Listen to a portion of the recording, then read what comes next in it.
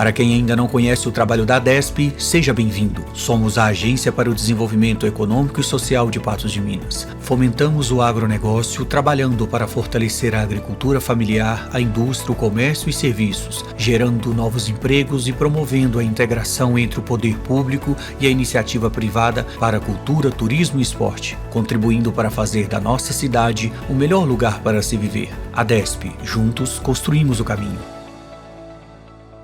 Só na Sorriso seu sorriso vai brilhar. Os seus dentinhos sim vão encontrar o seu lugar. Com cuidado e amor você vai aprender que cuidar dos seus dentinhos é muito fácil, pode crer. Porque aqui é diversão e magia também. Cuidando dos pequeninos e dos grandinhos também. Só na Sorriso seu sorriso vai brilhar. Os seus dentinhos sim já encontraram seu lugar. Sorriso Centro Odontológico com atendimento infantil, porque o seu filho merece este cuidado e você essa segurança. Só na Sorriso seu sorriso vai brilhar.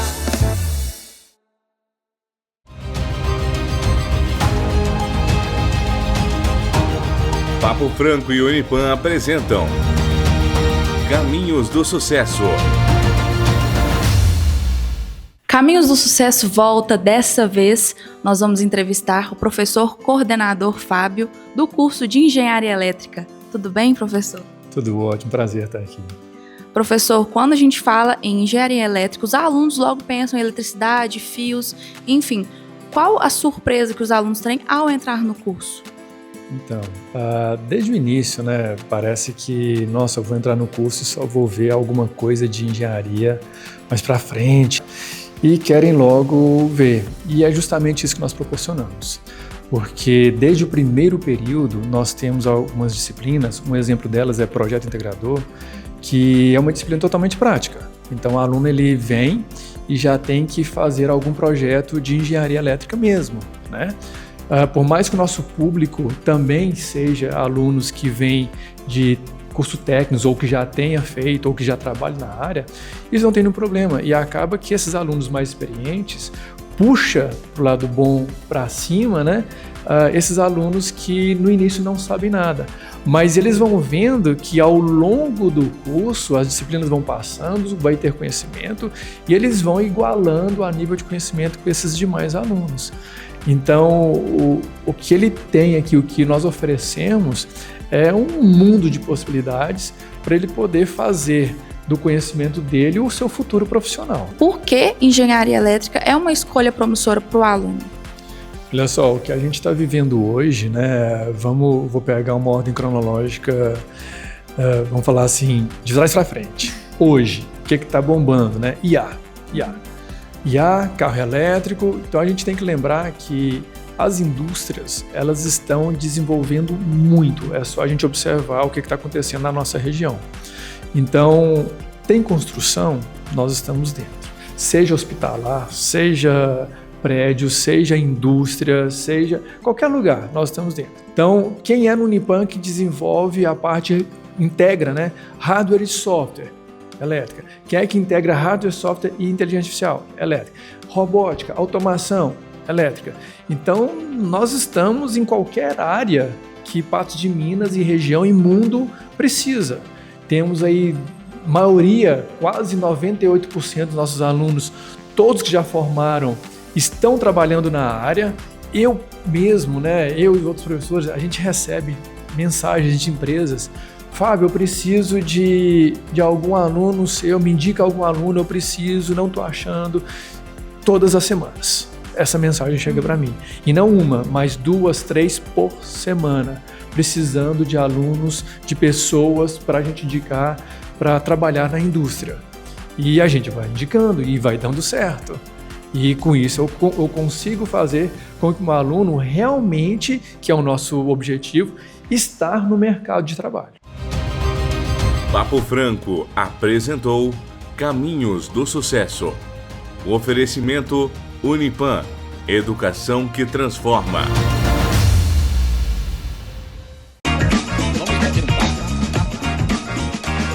Quer ter um bate-papo sério com você, sério? Bate-papo. Queremos um papo interessante.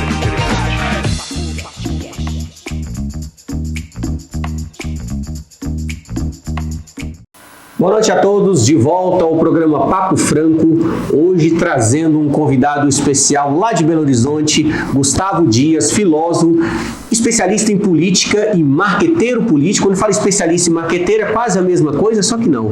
Gustavo, seja bem-vindo, obrigado por atender o nosso pedido, vim de Belo Horizonte para cá, o momento não poderia ser mais oportuno, né, para a gente falar de cenário mundial, Brasil e o cenário de Minas em ano de eleição. Seja bem-vindo. Ô Das, quem agradece o convite sou eu, obrigado, para mim é um prazer.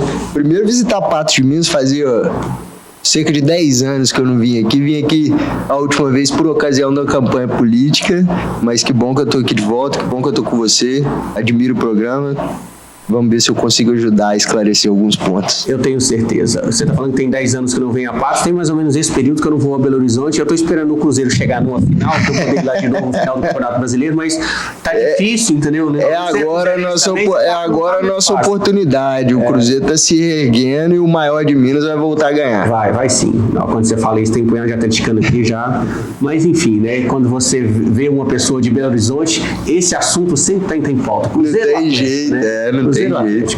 Gustavo, recentemente, né, vou começar falando do momento que é extremamente delicado, e quando a gente toca nesse assunto, muitas vezes as pessoas falam, não, mas isso é lá do outro lado do mundo, não importa. Importa muito, né? O mundo hoje, ele é integrado, a economia, a política, os interesses, e aí o mercado financeiro, todo ele integrado. Então, quando há um conflito como esse, a gente fica pensando quando, não é se, é quando esse conflito vai afetar a nossa economia e até outros fatores que podem vir a acontecer, principalmente quando a gente tem um presidente, às vezes, conversando fiado. A gente precisa entender que os conflitos bélicos hoje, eles são muito diferentes do que acontecia há bem pouco tempo atrás, há 40 anos atrás. Então, hoje, apesar do interesse no petróleo, dizer que vai invadir um país, como fizeram com o Iraque lá atrás, é muito mais difícil hoje no contexto geopolítico, no multilateralismo, onde os países se apoiam e se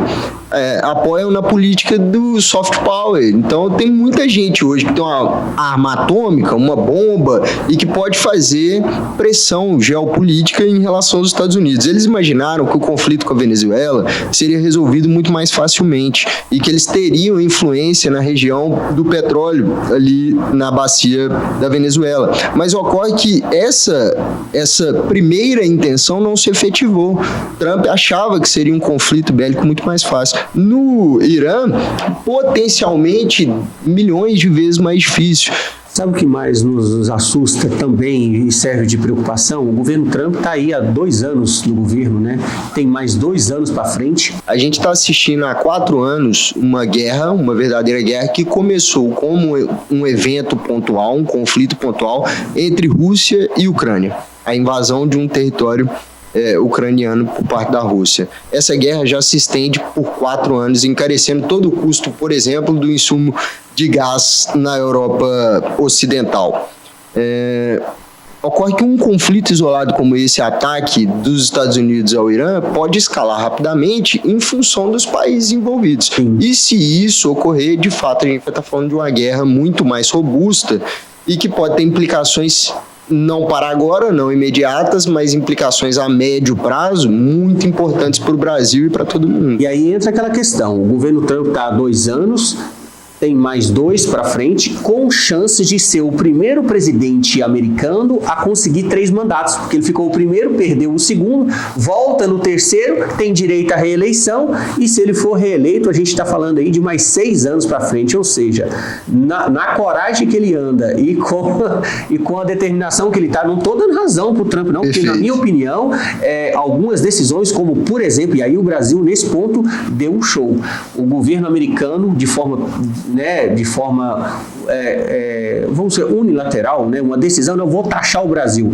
O Brasil acordou, foi buscar outros mercados, tanto para, né, eram mais de 600 produtos, houve uma negociação, o governo americano percebeu que o Brasil não é totalmente dependente, embora os americanos eram os segundos maiores, né, compradores do Brasil, foi buscar outros mercados e conseguiu sair disso. Ou seja, o governo Trump não anda muito satisfeito com a decisão do Brasil Brasil, que na minha opinião é correta, em buscar novos mercados, não ficar tão dependente de um único mercado, que, né, entra um presidente, toma uma decisão e de repente toda a produção, principalmente a produção, o Brasil é o maior exportador de carne bovina do planeta e de suco de laranja, e esses produtos eram, na sua grande maioria, consumidas pelos americanos. Então, eu vejo como algo realmente preocupante, mas que os países devem, de fato, ficar atento a isso. O governo brasileiro talvez conversar um pouco mesmo com uma coisa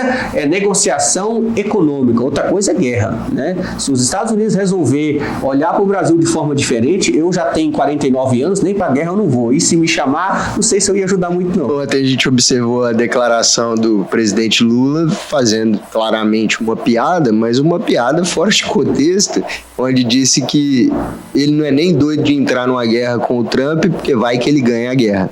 A gente sabe que o aparato militar do Brasil não dá para 10 minutos de guerra com os Estados Unidos. Não. E é por isso que a tradição da diplomacia brasileira é investir nas políticas de diálogo na tentativa de resolução de conflitos. Você disse muito bem que o governo Trump está aí, tem mais anos pela frente, pode ainda conquistar um outro mandato. E isso talvez levante a nossa atenção para uma questão muito importante.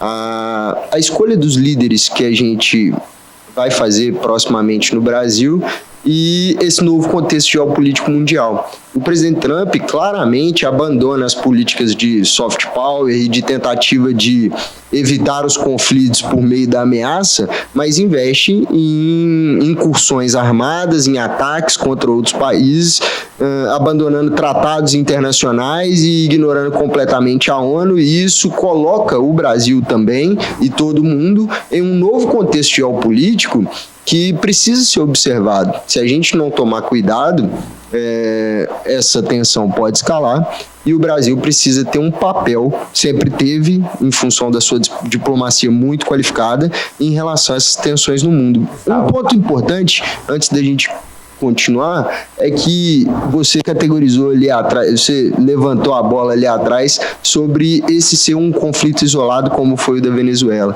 A gente precisa observar a região do Oriente Médio em relação a todo o contexto do que acontece no seu entorno. Então hoje a gente tem uma guerra entre Rússia e Ucrânia, a gente tem esse conflito acontecendo na região do Oriente Médio, a gente tem uma guerra acontecendo na região do Paquistão e Afeganistão. Então, quando você olha para todo esse conflito e uma região amplamente conflagrada, a gente não pode ignorar e não pode tratar isso como um conflito isolado. A gente está vivendo uma nova página no mundo, um novo momento em que os conflitos estão escalando e isso com certeza traz repercussões para o Brasil. E observa que os Estados Unidos sempre foi, né, precursor de guerra, sempre teve à frente de vários conflitos, mesmo na Segunda Guerra Mundial não foi ele que começou a guerra, entrou depois, mas lógico, quando os Estados Unidos entram numa guerra, ela muda. E a gente observa que nos últimos, vou colocar de forma rápida, nos últimos 6 meses, os Estados Unidos olhou para a Groenlândia, não invadiu e não tomou, porque houve uma pressão dos países europeus, muitos deles aliados do governo americano, então ele recuou, volta na Venezuela, faz o que fez, de repente agora nós vamos para outro lugar. A gente fica pensando, qual vai ser o próximo?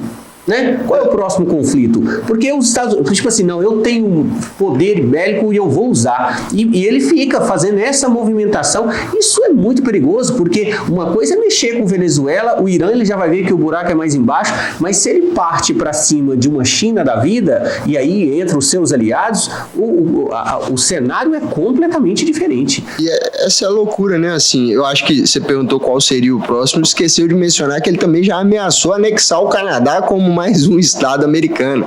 Então, para além da Groenlândia e do Irã e da Venezuela, ele também já tentou anexar o Canadá e já fez declarações nesse sentido. Veja que interessante que o presidente Trump, quando é eleito, ele é eleito fazendo várias críticas e muito duras ao governo Bush, que promoveu a invasão do Iraque. E hoje, apesar dessa votação no Capitólio a qual você se referiu, o clima interno nos Estados Unidos é de uma reprovação muito grande em relação à população, de uma reprovação muito grande em relação ao conflito armado. Ninguém quer ver uma incursão norte-americana que seria uma catástrofe de tropas em território iraniano, mas já rejeitam amplamente mesmo o envio de mísseis como ele tem feito. Mas aí a gente olha, se tem uma guerra que os Estados Unidos perdeu, foi a Guerra do Vietnã, que de fato era uma guerra, né, feita ali homem a homem. Hoje, com a inteligência artificial, eu tenho visto os últimos relatos, você utiliza a inteligência artificial, drones, mísseis teleguiados. No conflito até agora, o segundo governo iraniano já matou mais de 1.300 pessoas, morreu 4 americanos.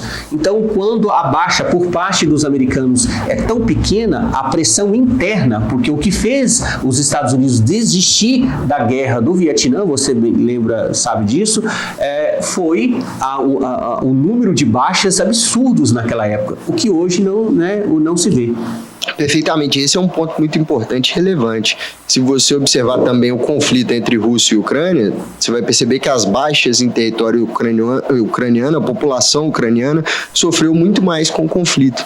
Então, quando você está partindo para um ambiente em que a gente trabalha com drones e mísseis teleguiados, como você colocou, a gente está falando de uma guerra que pode escalar rapidamente e afetar drasticamente o nosso cenário global. E o pior, quem morre muitas vezes é a população inocente. Não são os guerrilheiros, ou seja, ocorre que é por isso escolas sendo bombardeadas, hospitais, ocorre que é por isso que os líderes mundiais mais responsáveis, aqueles que de fato são vocacionados para o serviço público, entendem que evitar o conflito é a melhor alternativa para a nossa sobrevivência enquanto humanidade a longo prazo.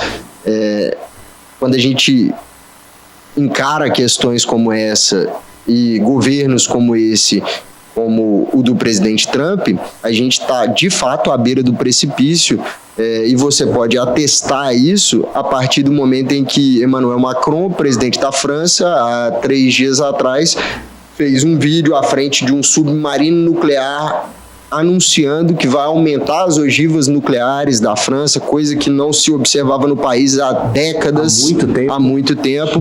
Então, quando você tem um governante responsável como Trump, como você bem colocou, isso implica que o mundo precisa responder a esse poderio bélico de uma forma mais incisiva, e isso afeta toda a humanidade. Gustavo, como marqueteiro, a gente está vendo aí, pelo menos justificado nesse primeiro momento, a quebra de regimes que são autoritários e tal, mas vai além disso. O Trump ele precisa apenas de um pretexto. Na Venezuela foi a questão de um regime. Não foi, né? A gente sabe que os interesses eram outros. No Irã é por causa do desenvolvimento, o insistente desenvolvimento do Irã de armas atômicas, o que até hoje nunca foi provado que de fato ele está conseguindo enriquecer o urânio a ponto de ter uma arma atômica. Ele precisaria de mais tecnologia que eu nem sei se, nós não sabemos se eles possuem. Uma guerra como essa, quando um governo como o governo americano pode ter a certeza que aqueles objetivos de fato foram atingidos. Eu te pedi licença, Das, para dar um exemplo nacional para que isso fique claro para a nossa audiência. Observe, o meu trabalho enquanto marqueteiro é utilizar as melhores palavras para construir as melhores narrativas para eleger candidatos.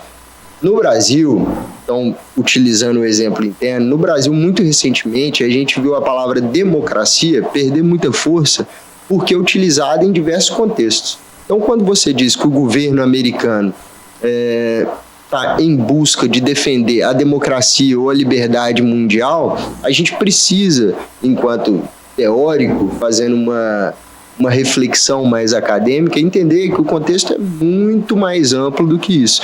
De fato, o governo americano não está interessado em liberdade dos povos, porque se assim o fosse, ele não teria como seus amigos, como seus aliados, alguns líderes que hoje no mundo governam através da força, através da violência, como, por exemplo, é o caso da Arábia Saudita. Então, o governo americano tem também aliados que praticam aquelas mesmas coisas pelas quais ele ameaça o Irã e ameaça a Venezuela. E faz vista grossa. E faz vista. Exatamente. Nós vamos chamar os comerciais e voltamos em instantes para falar sobre o Brasil. Ano político, nós vamos falar do cenário político, as articulações que vêm se formando para serem trabalhadas tanto para presidente da República, governo do Estado de Minas, além de Senado, deputados estaduais e federais da nossa região. Nós voltamos já após os comerciais.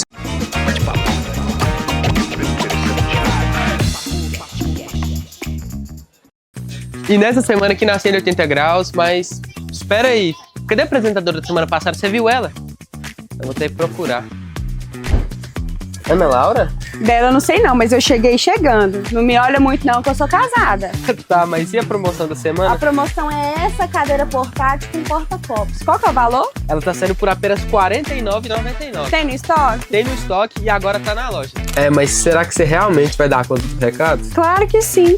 Olha esse triciclo da Bandeirantes, minha filha vai amar esse triciclo. Qual que é o valor? Ele tá por apenas R$ 199,99. Tem no estoque? Tem no estoque e agora tá na loja. Eu vou te falar, você realmente tá levando jeito pra isso. E todo mundo já tá cansado de saber que pra ser apresentadora boa tem que saber atender o cliente bem. Então anota aí, bandeja profissional por R$19,99. Não, agora você tá aprovadíssima. E tudo que tem no estoque? Agora tá na loja aqui da Major Gotti do centro, bem ao lado do Sacolão. Bem pra 180. Tatão Moda Masculina, tradição e estilo desde 1969. Para homens de personalidade e prazer de se vestir bem, aqui você encontra a sofisticação das marcas Calvin Klein, Individual e Pierre Cardin, além da elegância dos ternos Raffer e das jaquetas Jaque. Tatão Moda Masculina, seu estilo, nossa tradição. Rua Olegário Maciel 261 em Patos de Minas. O Lanicota nasce da tradição, do respeito aos aromas que atravessam gerações, das receitas que foram feitas com tempo, cuidado e um propósito: servir sabor em momentos. No Lanicota, cada receita conta uma história e cada história começa com uma experiência servida à mesa. Lanicota, cozinha que honra o passado, sabor que marca o presente. Prepare-se! Vem aí a terceira edição da FEAV Feira e Leilões em Vazante. De 20 a 22 de junho, na Fazenda Amoreira. Uma oportunidade de realizar bons negócios, com ofertas imperdíveis de produtos, máquinas, equipamentos e serviços. Palestras com grandes nomes do agro nacional. Leilão de genética de ponta. Girolando e Nelore PO. Espaço exclusivo para a prova de marcha manga larga marchador. Campo experimental. Espaço Kids. Praça de alimentação com o melhor da gastronomia regional. FEAV e Leilões. De 20 a 22 de junho, na Fazenda Amoreira, em Vazante, Minas Gerais.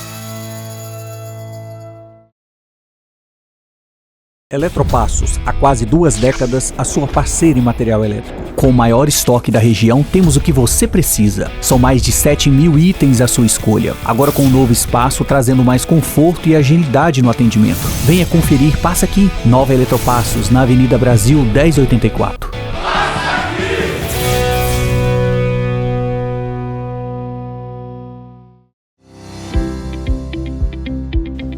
Pessoal, hoje o Papo Franco veio a Uberlândia para um evento aqui dentro da ACUB para falar de gestão contábil. E o Adear é um dos palestrantes. Adear, eu acompanhei a sua palestra ali e tem um momento que você fala de uma referência 70-20-10. Me explique como isso funciona para a gestão contábil, mas isso eu estava observando serve para a vida, para o empresário como um todo. Sim, a regra 20-70-10. Quer dizer o quê? Quer dizer que 20% dos funcionários vão me ajudar a carregar a empresa nas costas. 70% são funcionários medianos que vão auxiliar esses 20% a fazer ali um bom trabalho dentro da empresa. E 10% dos colaboradores são funcionários que talvez vai carregar os outros para trás. Carregar os outros para trás, ou eu vou ter que trabalhar para eles melhorar e ficar de forma mediana. Então, assim, se aqueles 10% não se qualificarem, não melhorarem, são pessoas que têm que sair ali da empresa, entendeu? E uma outra questão, aproveitando esse gancho, que você fala que hoje o contador precisa ser um pouco analista ou totalmente analista. Sim, hoje as pessoas querem o quê? Elas querem mais eficiência. Com isso a gente está trabalhando muito em cima da inteligência artificial. Por quê? Porque a hora que eu pego a inteligência artificial para ajudar o meu cara que é analista, então alguém vai estar fazendo ali o trabalho manual, o trabalho operário para esse analista. E o analista vai ter tempo para quê? Para ajudar o meu cliente com as estratégias da empresa. Então, a hora que eu coloco a tecnologia ou o uso da inteligência artificial para trabalhar com as questões rotineiras, as questões repetitivas, eu consigo pegar o analista e ajudar o meu cliente a melhorar ali a efetividade da empresa dele. Porque quando a gente vende uma hora de trabalho manual, essa hora de trabalho ela é cara. E pior, ela é limitada.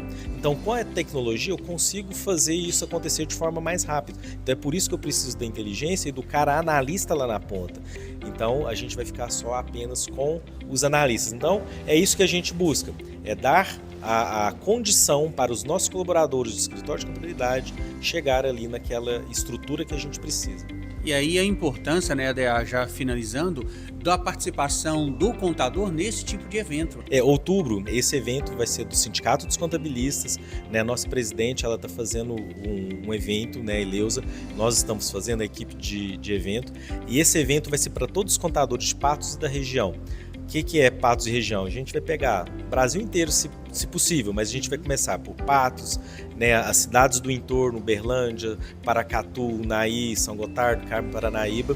Essas cidades vizinhas, né, nesse evento vai ter uma melhora, né, vai ter um evento voltado para contador, e onde a gente vai falar só de novas tecnologias, né, de inteligência artificial, vai falar de reforma tributária. Então a gente vai ter ali a fala de reforma tributária, vai ter o auditor da Receita Federal. Então assim, vai ser um evento muito rico para o conhecimento de toda a classe contábil dentro da cidade de Patos de Minas e região. Então assim, a gente convida todos os contadores para vir participar, né, não só os contadores, donos do escritório, mas também toda a equipe de colaborador do escritório de contabilidade. Por quê? Porque a hora que a gente traz esse conhecimento, toda a cidade cresce, né? Então, assim, toda a cidade melhora seu nível de conhecimento. Com isso, aumenta, né, o nível de conhecimento para os empresários de Patos de Minas e região.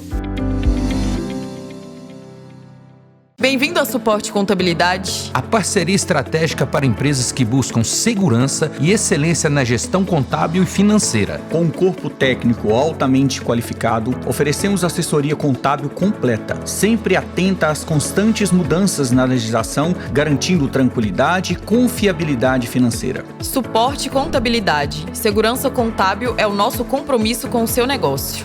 Todo projeto começa com uma ideia, mas é a luz que dá vida a ela.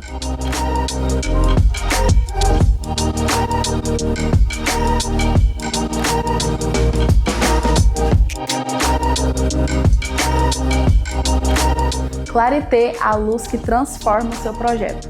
Visite nosso showroom no Espaço Eletropassos.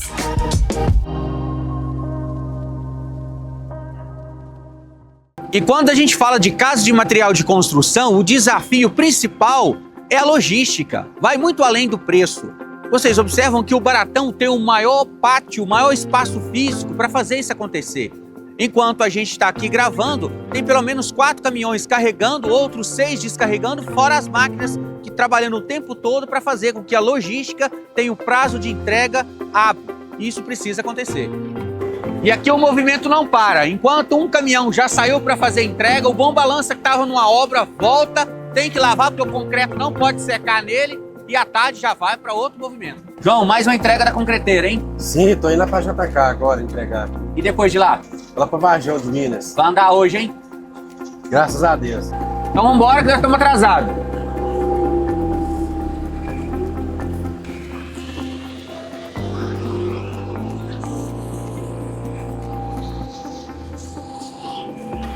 Então é isso, Baratão da Construção, preço baixo até no nome. e agilidade na entrega. Você está na 180 Graus, a loja de variedades e preços baixos. Estamos falando do maior estoque de utilidades aqui pertinho de você.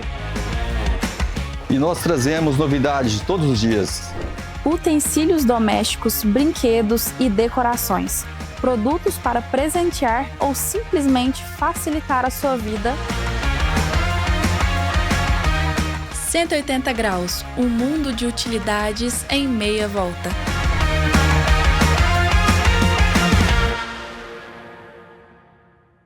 Um dos desafios da construção está no custo da obra.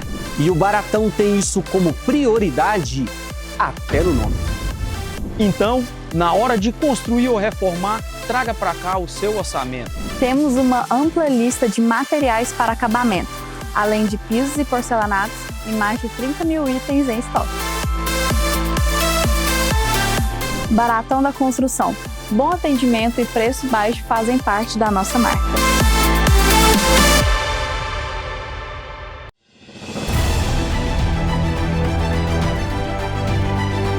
Papo Franco apresenta Justiça antes que tardia. Papo Franco retorna aqui para conversar com Cadim, advogado de direito imobiliário, para perguntar sobre imóveis comerciais em aluguel. Imagina que o proprietário tem um imóvel alugado com um contrato de 5 anos. No contrato coloca-se uma previsão de renovação automática. Então ele não preocupou em renovar esse contrato. Passados 5 anos e 8 meses, o proprietário entra com pedido de desocupação. E ele tem lá um valor investido, é uma marcenaria, tem maquinários investidos. Qual o direito do inquilino e o direito do proprietário na retomada desse imóvel de aluguel, já com um contrato de 5 anos vigente? Então, Dácio, o contrato de locação, quando ele é feito, sobretudo o comercial, por prazo determinado, findo o prazo da locação, não existe essa renovação automática com o mesmo prazo. Você renova a locação de forma automática, se passado 30 dias do fim do prazo de vigência sem oposição de uma das partes, há uma renovação, mas por prazo indeterminado. O que isso quer dizer? Quando a gente fala de locação por prazo indeterminado, o locador, o proprietário do imóvel, ele tem o direito de solicitar a devolução desse imóvel, né, a retomada, a gente fala assim, um termo técnico seria denúncia vazia, simplesmente dando 30 dias para aquele inquilino sair do imóvel. 30 dias? 30 dias. Qual que é o direito dele? O direito dele é de retirar as benfeitorias voluptuárias e as úteis ou necessárias vai depender muito do que está descrito no contrato. Então, assim, em outras palavras, quando você diz, esse inquilino é uma marcenaria, a gente também vai ter que ver também a atividade, porque a depender do maquinário que está lá, o juiz pode até estender esse prazo. Não dá só 30 dias, mas dá 60, 90, é muito comum nesse sentido. Então essa questão de renovação automática, na prática, ela não existe. A legislação, a Lei 8245, né, que é a lei do inquilinato, ela não prevê a renovação automática no mesmo prazo. Ela prevê a renovação automática, mas por prazo indeterminado. Então, para evitar dor de cabeça, é interessante que você que tem um imóvel e seu investimento feito lá, terminou o contrato, busque um novo contrato, fazer um novo contrato com prazo determinado. Na locação comercial, em verdade, o mais interessante é você buscar isso 1 ano antes do fim do contrato. Por que 1 ano antes? Porque quando a gente está falando da locação comercial, há uma previsão da renovação compulsória por parte do inquilino exigir isso. Então, se ele cumprir alguns requisitos, por exemplo, se ele já tiver há mais de 5 anos no imóvel, se ele tiver pelo menos 3 anos da mesma atividade naquele imóvel, faltando 6 meses até 6 meses, né, para o fim do contrato, se ele propor uma ação de renovação compulsória, o proprietário não vai ter outra opção, ele vai ter que renovar pelo mesmo prazo. Aí é um direito dele.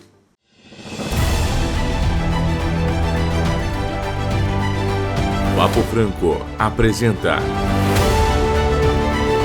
Justiça antes que tardia.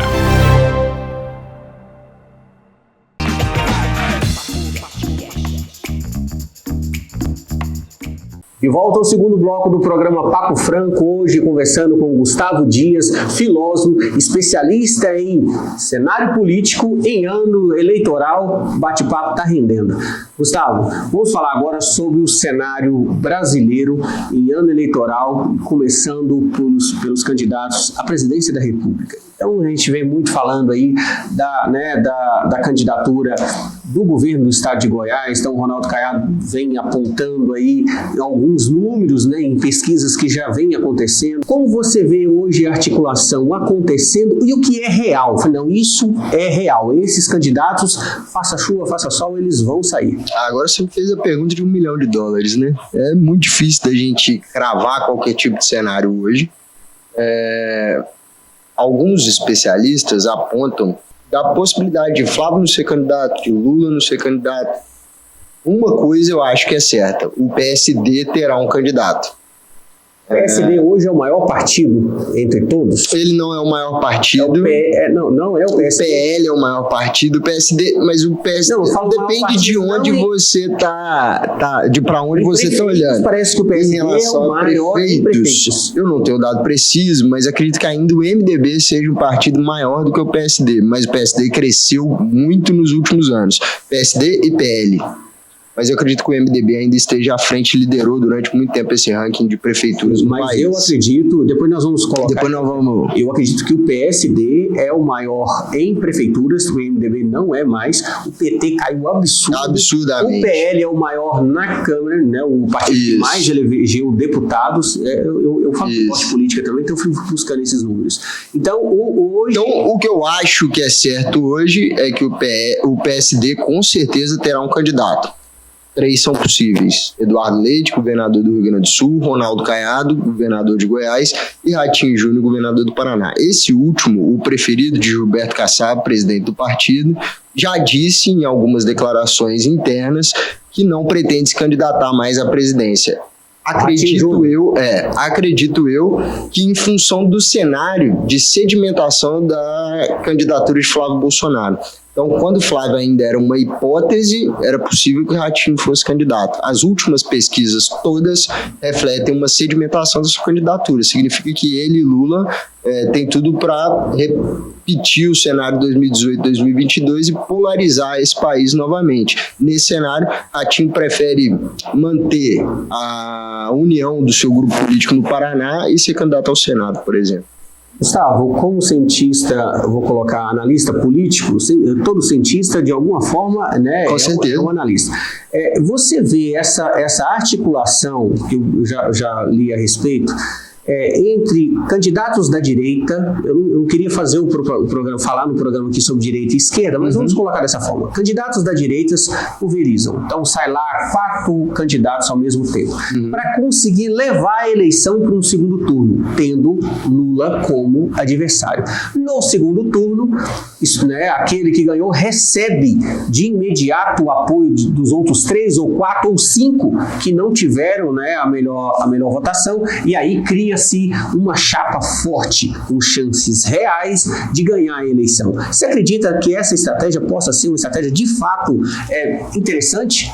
Ou isso é uma fantasia que na prática não vai funcionar? Essa estratégia é mais antiga do que andar para frente. Na política a gente observou em diversos momentos cenários como esse, em que a pulverização de candidaturas em relação a algum espectro político auxilia no sentido de levar para o segundo turno. Isso, é preciso dizer, não necessariamente implica que a soma dessas forças no segundo turno vai dar ao candidato da direita condições de derrotar o PT. Veja, tem um exemplo muito claro para que nossa audiência possa se lembrar.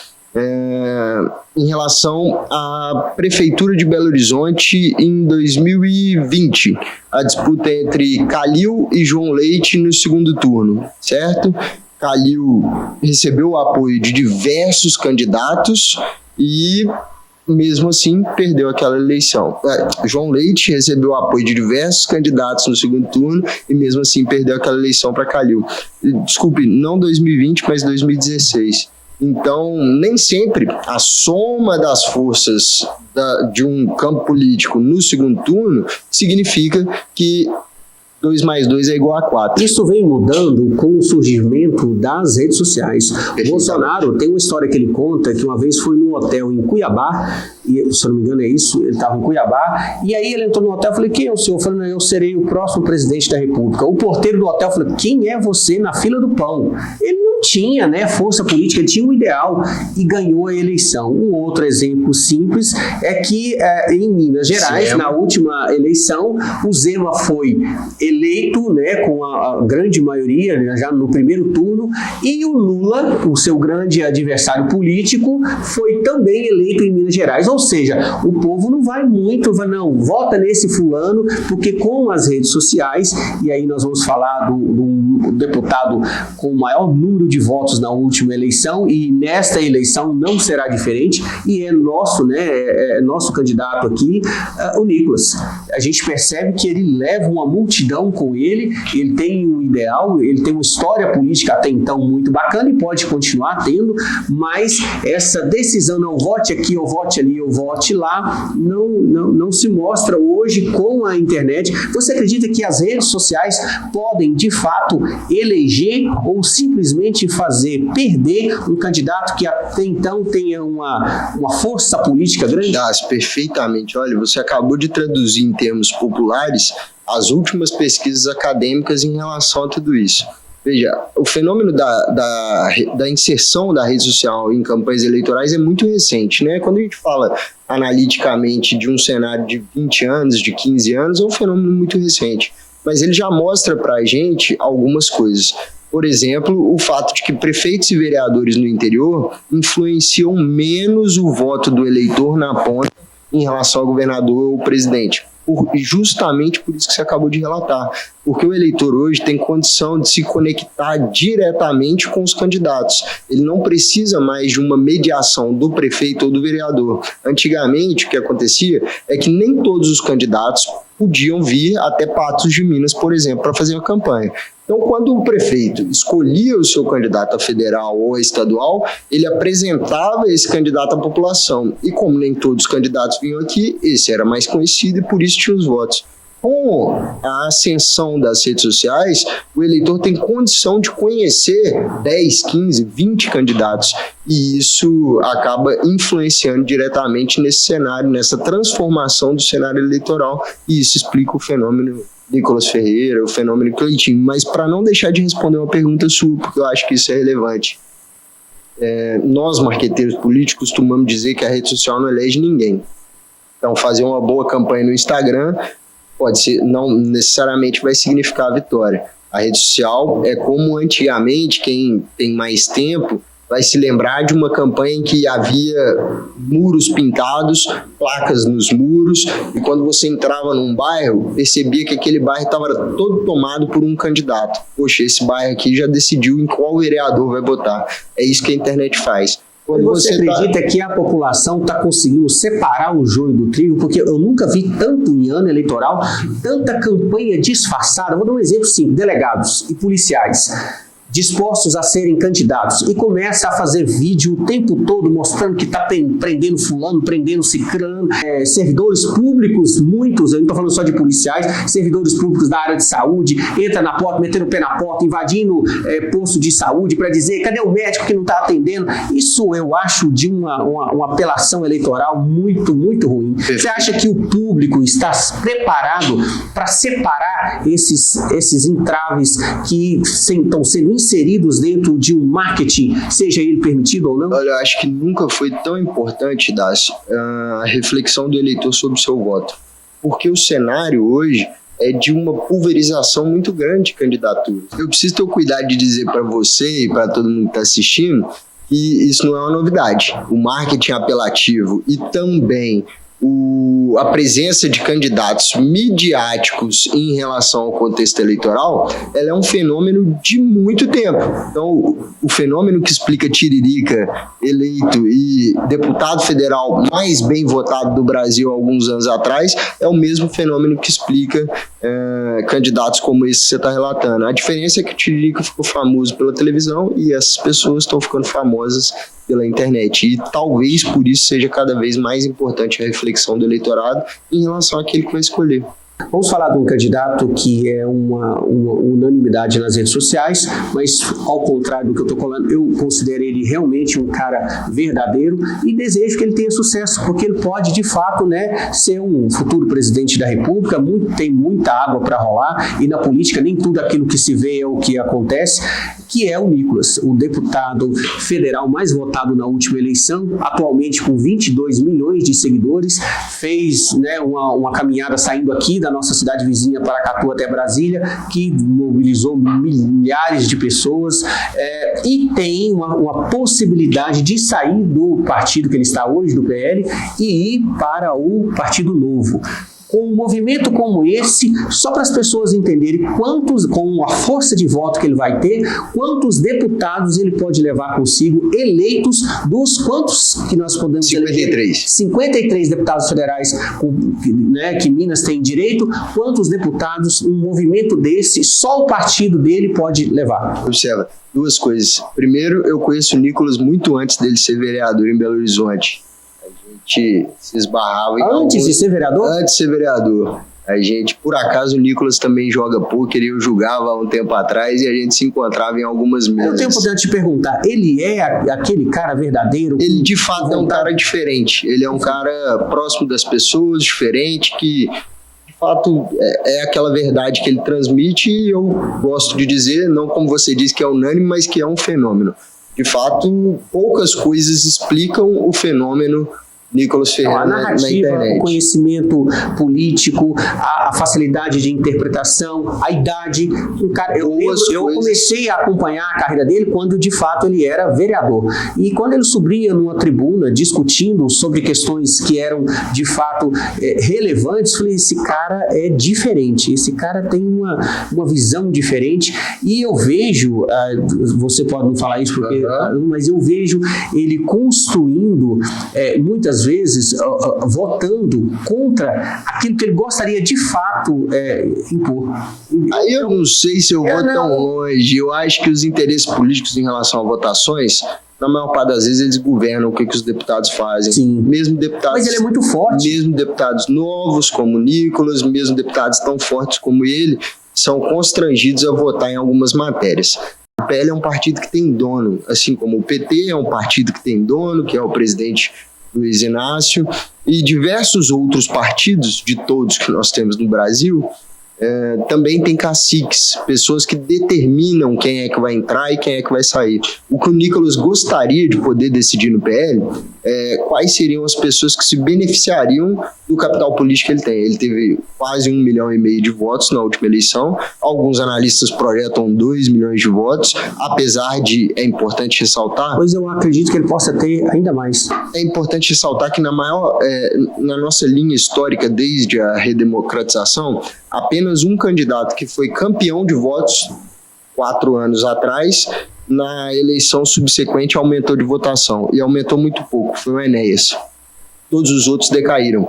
Tiririca perdeu metade de seus votos, Flávio Bolsonaro perdeu metade, Eduardo Bolsonaro perdeu metade de seus votos, então é muito importante a gente ter isso. Esses candidatos, observa que você citou 4 aqui, ó. Eu justifico aqui, vai me dizer se eu estou errado ou não. Tiririca não tinha conteúdo, perdeu o voto. Enéas tinha conteúdo. Perfeitamente. Ganhou o voto. Flávio Bolsonaro perdeu, né, força política, né, perdeu o voto. E Nicolas, vamos combinar, ele só cresceu como ideal, como força. Então, nós analisamos 2 casos, onde 2, na minha opinião, o terceiro, o quarto a gente está cogitando, eu acredito que tende a subir. Com certeza. Eu também tenho uma projeção positiva para a votação do Nicolas, mas eu preciso te trazer um outro dado. Celso Russomano, em São Paulo, também em algum momento foi campeão de votos e também decresceu sua votação. O advogado do consumidor em São Paulo era um homem de muito conteúdo. Eduardo Bolsonaro, quando perde quase metade dos seus votos de 2018 para 2022, teve o pai nas 2 eleições como candidato a presidente. Então, poucas coisas podem... Talvez isso. E com certeza o público do Nicolas cresceu mais do que dobrou desde que ele foi candidato até hoje, e com certeza isso indica uma projeção de votação muito superior. Gustavo, estamos chegando ao final do programa e eu não posso deixar de falar sobre o cenário mineiro. Vamos fechar o programa falando quais são as possibilidades, nós faltamos aqui 2 minutinhos para a gente terminar, as possibilidades de candidatura no estado de Minas Gerais e como isso vem se desenhando para, de fato, lançar. E entre esse cenário nós temos o nosso prefeito aqui sendo cogitado a sair a vice-governador. O cenário de Minas... Vou tentar fazer uma análise abrangente e rápida e algumas apostas. Em primeiro lugar, o vice-governador Matheus Simões, que carrega o capital simbólico de Romeu Zema, hoje muito depreciado no estado em função de um plano de comunicação que foi muito mal feito e que não os posicionou para esse período eleitoral. Concordo plenamente contigo. Além disso, Cleitinho, que é senador da República e que tem, assim como o Nicolas, uma grande tração nas redes sociais. Cleitinho já disse a algumas pessoas nos bastidores que gostaria de ter como primeira alternativa o Falcão como seu vice. Para mim, olhando com distância para o período eleitoral, hoje é a melhor chapa, com o melhor potencial. Isso enxergando lá de Belo Horizonte. Quando eu digo melhor, prefeito aqui. Quando eu digo melhor, não digo que é a melhor para administrar o estado, mas a melhor com potencial de fazer uma excelente campanha e ganhar as eleições. Além disso, Gabriel Azevedo, ex-presidente da Câmara de Belo Horizonte, muito bem posicionado no MDB e fazendo uma série de articulações. Com uma fala muito inteligente. Com uma fala muito inteligente e, principalmente, ele conversa diretamente com uma parte do eleitorado que é fundamental nessa eleição. 40%, cerca de 40% dos eleitores em 2026 pertencem à geração Z e aos millennials. Gabriel conversa diretamente com essa população. Por último, o PT precisa de ter um palanque em Minas Gerais para o presidente Lula. Rodrigo Pacheco ainda não se decidiu. A minha aposta de hoje é que não será candidato, porque se o fosse, já teria feito o anúncio há mais tempo. Concordo. Então acredito que o PT terá um candidato próprio de dentro do próprio partido. Concordo. Gustavo, eu quero parabenizar pelo seu trabalho, pela sua visão. Quero ter a oportunidade de bater um papo com você novamente. Esse ano você vai ter muito trabalho para fazer. Desejo todo o sucesso. E parabéns mais uma vez. E obrigado por atender o nosso pedido. Sair de Belo Horizonte e vir aqui dar essa entrevista hoje ao vivo. Obrigado mesmo. Não tem que agradecer. Quem agradece sou eu. Todas as vezes que me convocarem, estarei aqui para a gente bater esse papo que foi muito proveitoso para mim. É isso aí. Chegamos ao final de mais um Papo Frango aqui pela NTV. Agradeço a audiência de todos. Fiquem todos com Deus e até a próxima quinta-feira. Até lá.